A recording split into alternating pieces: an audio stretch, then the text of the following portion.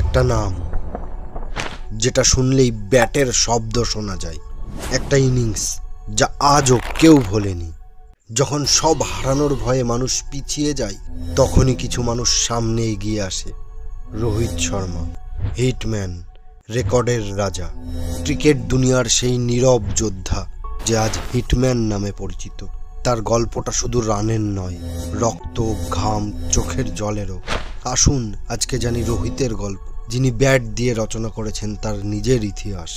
আজকের এই ভিডিওতে আমরা জানব তার সংগ্রাম, সাফল্য, অধিনায়কত্ব আর মানুষ রোহিতের আসল গল্প। আর এই ভিডিওটি 7টি অধ্যায়ে ভাগ করা হয়েছে। প্রথম, শৈশব ও শুরু। দ্বিতীয়, প্রথম সুযোগ। তৃতীয়, পুনর্জন্ম। চতুর্থ, রেকর্ড বুকে হিটম্যান। পঞ্চম, আইপিএল ও নেতৃত্ব।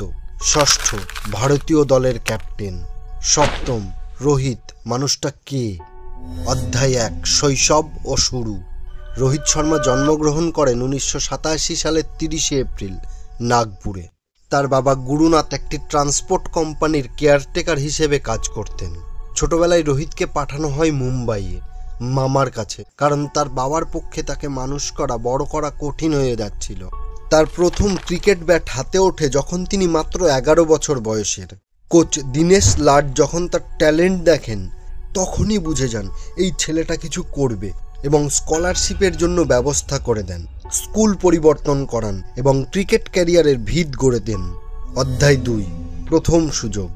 2006 সালে মুম্বাইয়ের হয়ে রঞ্জি ট্রফিতে অভিষেক।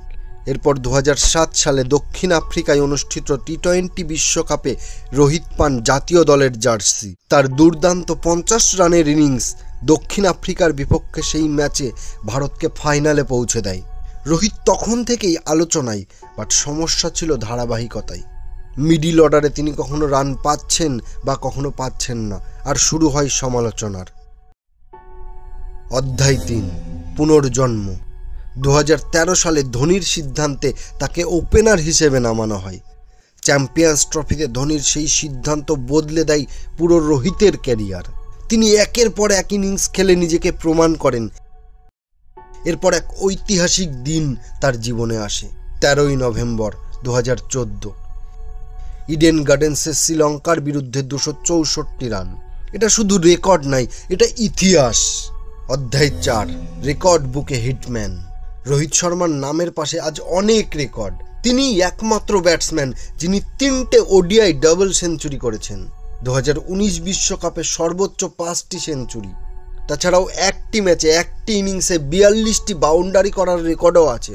এছাড়াও আছে টি-20 ক্রিকেটের সবচেয়ে বেশি 100 রানের রেকর্ড। তিনি ব্যাট হাতে যেন একজন শিল্পী। প্রতিটি শট, প্রতিটি ড্রাইভ একটা আঁকা ছবির মতো। অধ্যায় 5, আইপিএল ও নেতৃত্ব। 2013 সালে মুম্বাই ইন্ডিয়ান্সের অধিনায়ক হওয়ার পর রোহিত শর্মা মুম্বাই ইন্ডিয়ান্সকে জেতান 5টি আইপিএল ট্রফি।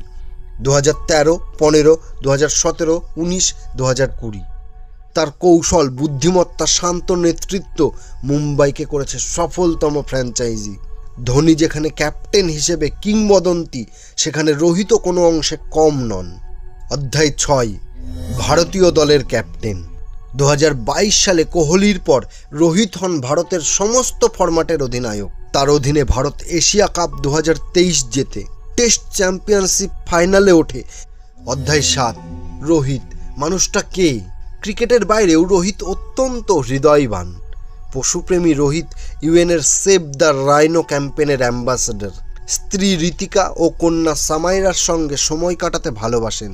তিনি বিশ্বাস করেন সফলতা আসবে, কিন্তু আগে মন থেকে খেলা ভালোবাসতে হবে। রোহিত শর্মা কেবল একজন ক্রিকেটার নন, তিনি হলেন প্রেরণা। তার ইনিংস আমাদের শেখায় ধৈর্য, পরিশ্রম আর আত্মবিশ্বাস থাকলে কোনো বাধাই বড় নয়। জীবনের অনেকটা পথ এখনও বাকি, কিন্তু ইতিমধ্যেই তিনি ইতিহাসের পাতায় জায়গা করে নিয়েছেন। তাকে স্যালুট। ধন্যবাদ।